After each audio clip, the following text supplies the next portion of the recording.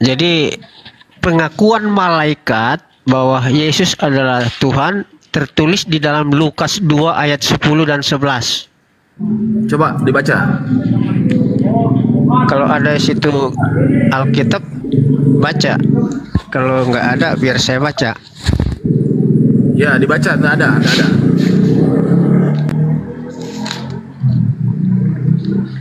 Lukas berapa tadi?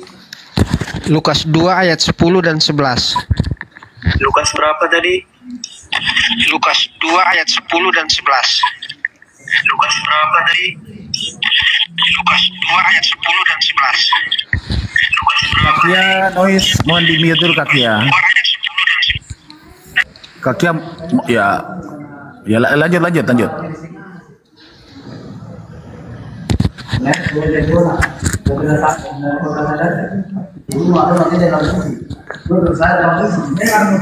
Oke, saya baca. Ya, silakan. Lalu kata malaikat itu kepada mereka, "Jangan takut, sebab sesungguhnya aku memberitakan kepadamu kesukaan besar untuk seluruh bangsa." Ayat 11-nya, "Hari ini telah lahir bagimu juru selamat, yaitu Kristus Tuhan di kota Daud." Jadi malaikat itu juga sudah mengatakan bahwa akan lahir Tuhan juru selamat gitu. Kristus. Kenapa di Alkitab? Sebentar. Assalamualaikum warahmatullahi wabarakatuh, abangku, Gurunda. Waalaikumsalam warahmatullahi wabarakatuh semuanya. Lanjut.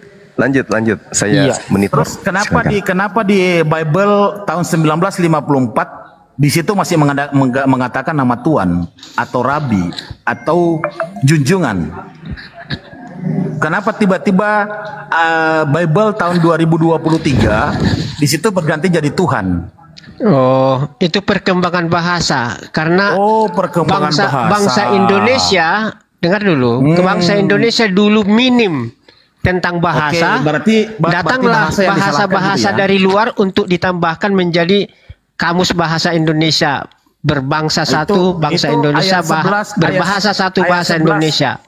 Jadi bahasa yang disempurnakan. Ayat 10 dan ayat 11 tadi tidak ada nyambungnya. Karena di situ kata kenapa malaikat nggak ada nyambung? Ya baca dulu ayat 10. Tidak ada merujuk. Kan di situ pertanyaannya, Yesus Tuhan atau bukan? Kamu mengenali tadi kata-kata malaikat, tidak ada menyinggung kata Yesus di situ. Itu satu. Kemudian yang kedua, kamu di situ telah lahir bagimu Kristus Tuhan di kota Daud. Itu kenapa mau menyalahkan bahasa Indonesia? Ya, berarti kalau begitu nanti di tahun 2027 atau 2030 kalau ada perubahan penambahan bahasa, Anda rubah lagi kalau begitu. Iya, mana yang pas dengan sebutan kepada Tuhan Yesus gitu. Oh. Iya. Oke. Waduh. Wah, saya sudah tidak bisa berkata-kata lagi nih, apalagi ada Gurunda ini. Ya udah. Saya serahkan kepada Gurunda, silakan Gurunda. Abangku, silakan ditanya. Silakan. Ya, jadi yang lahir ini adalah Tuhan. Kalau orang Kristen itu konsisten, ya harus mengimani dan berkata Yesus itu Tuhan. Karena yang lahir Tuhan, kan gitu. Berarti seluruh dunia orang Kristen harus percaya, imani anak Maria ini adalah Tuhannya orang Kristen. Jadi kalau dia mengatakan manusia, maka mengingkar terhadap iman. Jadi orang Kristen harus belajar jujur terhadap keadaan. Saya mengawali dengan ayat suci Al-Quran. A'udzubillahi minasyaitonirrajim.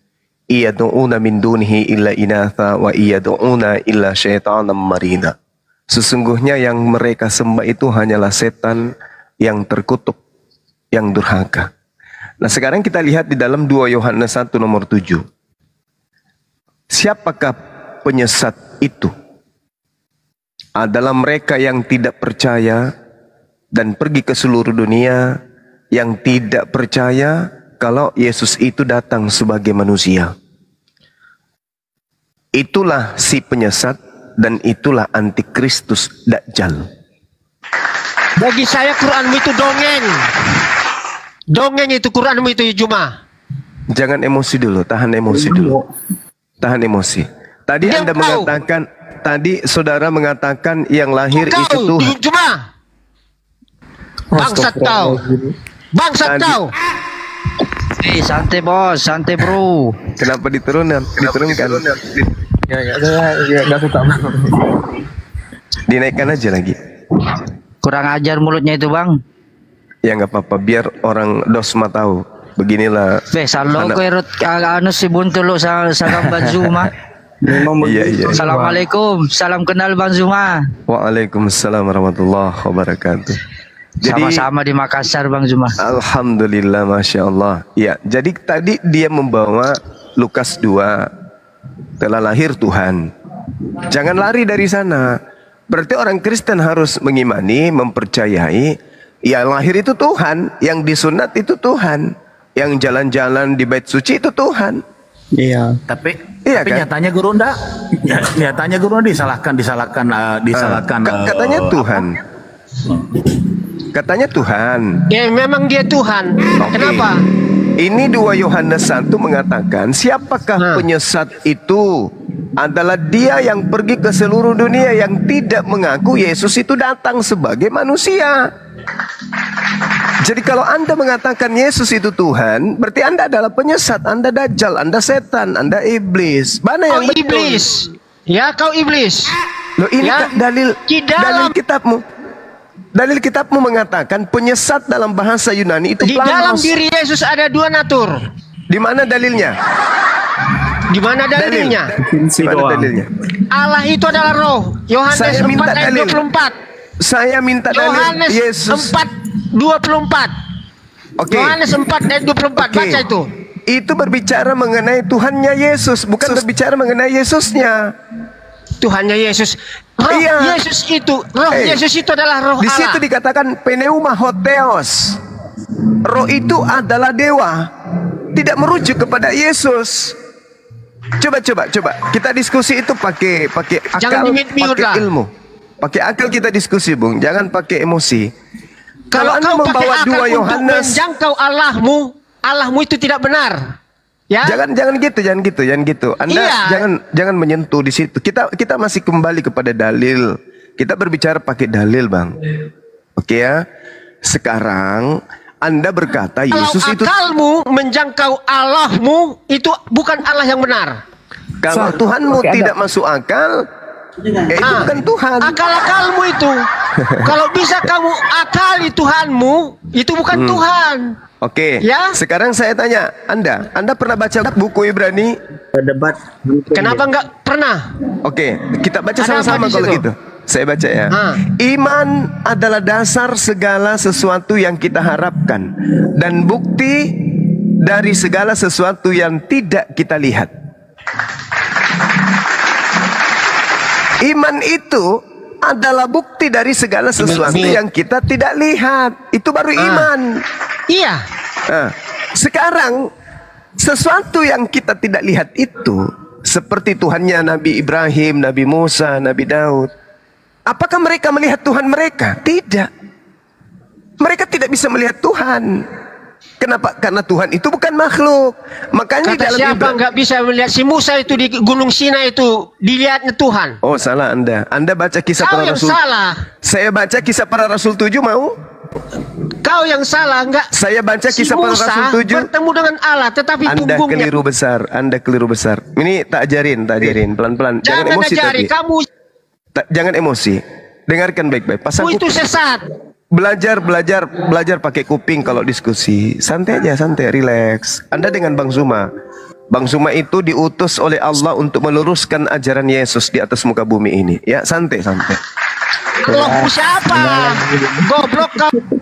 Sabar. Saya diutus oleh Allah Allah, untuk diutus meluruskan Allah mana? ajaran Yesus yang dibengkokkan kenal oleh Allah, pasukan enggak? Dajjal. Sabar. Weh, Kisah Juma, para kau kenal- Rasul 7 nomor 35. Musa ini yang telah mereka tolak dengan mengatakan, Kau siapa kenal yang mengangkat engkau menjadi pemimpin dan hakim? Musa ini yang telah diutus oleh Allah sebagai Kenal Allah. pemimpin dan Juma. penyelamat oleh Kenal malaikat. Allahmu. Oleh malaikat. Kenal Allahmu. Oleh malaikat. Kau kenal Allah. Saya kenal kalipun. Di mana? Oke. Allah di dalam Al-Quran diterangkan kemudian di data surah Qaf ayat 16. Allah subhanahu wa ta'ala menyatakan dirinya. A'udzubillahi minasyaitonirrajim. Walaqad khalaqnal insan wa na'lamu ma tuwaswisu bihi nafsuh wa nahnu aqrabu ilaihi min hablil warid. Dan sungguh aku telah menciptakan manusia dan mengetahui apa yang dibisikkan oleh hatinya. Dan aku lebih dekat padanya daripada urat lehernya. Tuh, Tuhanku. Tuhanku lebih dekat kepada aku daripada aku kepada urat leherku, gitu. Paham ya? Ya, di mana? Lehermu Tuhanmu. Tuhan itu meliputi segala sesuatu. Ayub 27 nomor 3. Selama napasku masih ada padaku dan roh Elohim masih dalam lubang hidungku. Tuh. Ruah Elohim yang kalian sembah itu ada di lubang hidungnya Ayub. Makanya kalau berdiskusi agama, kalau belum siap mental, jangan diskusi agama karena Anda apalagi berhadapan dengan apologet Islam. Jangan kerasukan lah, diskusi yang baik. Di mana? Diskusi yang baik, diskusi yang baik. Terangkan di jannah apa di mana Allahmu? Tuhan itu laisa kamitslihi syai'. Tuhan yang betul itu tidak menempati ruang dan waktu. Kan? Masa? Paman, lu pakai etika lah kalau kasih tahu. Kalau yang sat itu, kalau yang sat itu Tuhanmu, Bang. Tuhanmu itu yang sat. Kalau Tuhan kami itu hakikat, ya, esensi. Itu Tuhan. Hakikat Tuhan itu tak sama seperti makhluk. Kalau Tuhan Anda zat daging, zat padat, tulangnya itu zat padat, kentut, zat gas, dia pipis, zat cair. Jadi jangan kau diskusi itu jangan kayak orang kesurupan gitu loh. Jangan kayak orang kesurupan. Ya, jadi teman-teman, memang wajib dia emosi. Pantas dia emosi dan wajar dia emosi. Kenapa? Tadi saya dengarkan pertama kali saya monitor, dia katakan Tuhan yang lahir itu Tuhan. Dia tidak boleh ingkar terhadap itu. Kalau dia ingkar berarti dia pendusta, dia pembohong, dia munafik. Sedangkan di dalam kitabnya sendiri 2 Yohanes 1 nomor 7 dikatakan, sebab banyak pembohong, penyesat, penipu, planos, penyekat, kemudian yang muncul dan pergi ke seluruh dunia yang tidak mengaku Yesus datang sebagai manusia. Itulah si penyesat. Itulah antikristus. Tadi katanya Tuhan. Ya harusnya Tuhan dong. Yang datang, Yesus ini datang sebagai Tuhan atau sebagai manusia? Menurut dalil Lukas 2:11, yang datang ini Tuhan atau manusia? Tuhan. Menurut 2 Yohanes 1 nomor 7, siapa yang tidak menerima Yesus datang sebagai manusia, dia adalah penyesat. Loh, yang mana yang betul? Ini kode alam ini, kode alam. Makanya Al-Quran mengatakan wa makaru wa makarallah wallahu khairul makirin. Wa makarallah. Itu. Jadi mereka membuat makar. Rizky, noise. Mereka membuat makar, mereka membuat tipu daya, mereka kemudian termakan oleh tipu daya mereka sendiri. Mereka yang mengatakan yang datang adalah Tuhan. Habis itu mereka sendiri yang menulis di tulisan di Bible-nya sendiri, siapa yang tidak mengaku Yesus itu datang sebagai manusia, maka dia adalah antikristus. Nah, kena apa yang diterangkan oleh Al-Quran. Wa makaru wa makarallah wallahu khairul makirin. Ada yang membuat kemudian tipu daya, tapi tipu daya itu kemudian berbalik arah kepada dirinya. Nah, inilah yang terjadi sekarang. Makanya kerasukan tadi teman kita. Silakan.